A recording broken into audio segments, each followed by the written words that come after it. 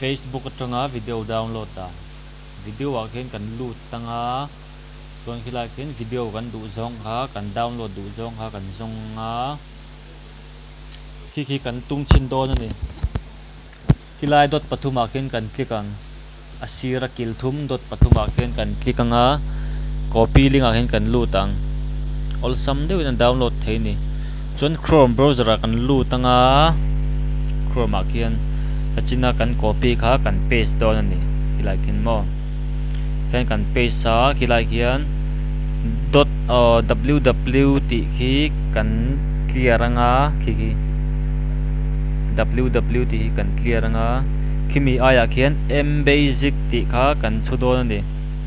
kan type anga kan chunga chuan kan ti zoa chuan kan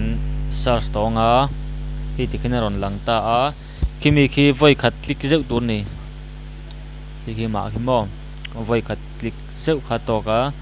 tikhin a lo langa kan zoom hnai nga dot pathum khi kan mu thiang chu khi ta khen kan click le don ni chuan download khati zong kha ni mai all sam lu tukani mi in Facebook a video an dua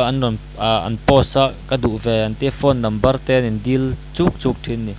chumi ni wang chun khitiang ngai lo khanin ma ni khan all sam te khan download theini ole kalome